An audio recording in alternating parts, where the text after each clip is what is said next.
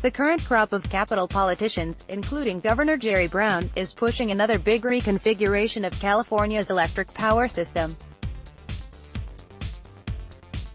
There aren't too many folks in and around the state capitol who were there 22 years ago, when the building's denizens committed one of California history's most horrendous errors. The legislature unanimously passed, and then Gov. Pete Wilson signed, a misnamed, misbegotten, deregulation of the state's electric power system.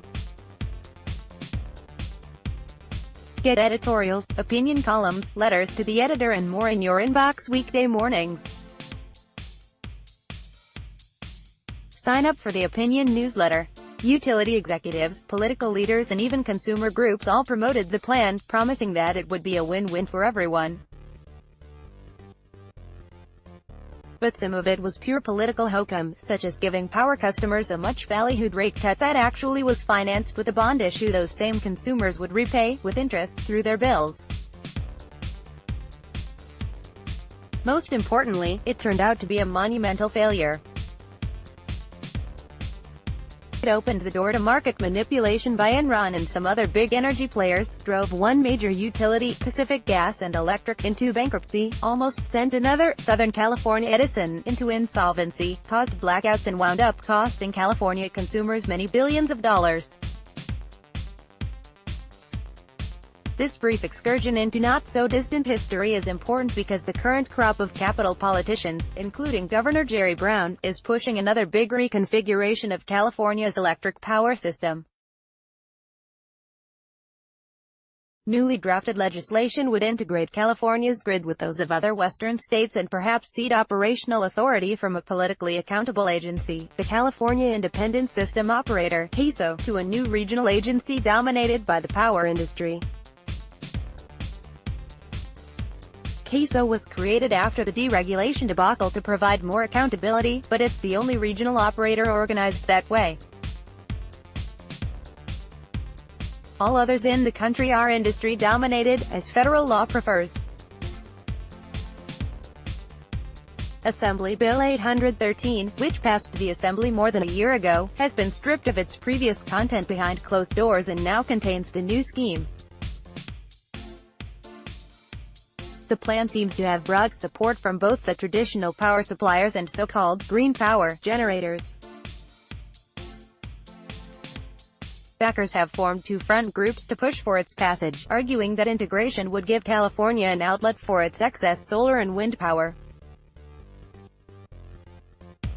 Evolving California's grid operator from a single state to a western region will lower rates, create jobs, and will allow for a cleaner grid by increasing the amount of wind and solar we can responsibly manage.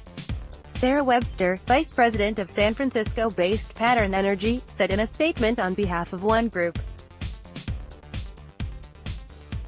It's also touted as making it easier for California to wean itself from carbon-based power, because the state could draw on juice from other states to back up relatively unreliable green sources. That, apparently, is why Brown, a fervent advocate for reducing greenhouse gases, is a strong backer. So what's wrong with all of that? Critics, including some environmental groups, contend that power coming into California from other states could be generated, directly or indirectly, in ways that California itself is shunning, such as big dams, nuclear and even coal. California, they say, could be compelled to use that power if CAISO, whose board members are appointed by the governor, is made subservient to a regional agency dominated by big utilities and generators. Billionaire Warren Buffett, whose Berkshire Hathaway conglomerate owns Pacific Corp, a huge power supplier in the Pacific Northwest, would be a major player. Californians were sold a bill of shoddy goods 22 years ago and are still paying the price in higher electricity bills. This is a very complex issue that isn't sexy clickbait for the media, but they should be paying more attention. And politicians had better think very carefully before they vote for another power play just because it looks good on paper. 80 quality auto 360p 720p 1080p. You might also like space travel could happen in your lifetime. Far and wide. 15 prehistoric creatures that are still alive today. Far and wide. Microsoft will power its Singapore data center services. Hardware Zone. Now invest with confidence. Apply for personal loan to Bank Bazaar. All she wanted was a new Samsung Galaxy S9. What's she? StarHub. Here's what it's really like to be a British royal family minded for. Sunnyvale men arrested in deadly San Jose stabbing. MercuryNews.com. Teen mom, star Farrah Abraham arrested at Beverly. MercuryNews.com. Carolyn hacks. I heard my husband telling his mother. MercuryNews.com. Recommended by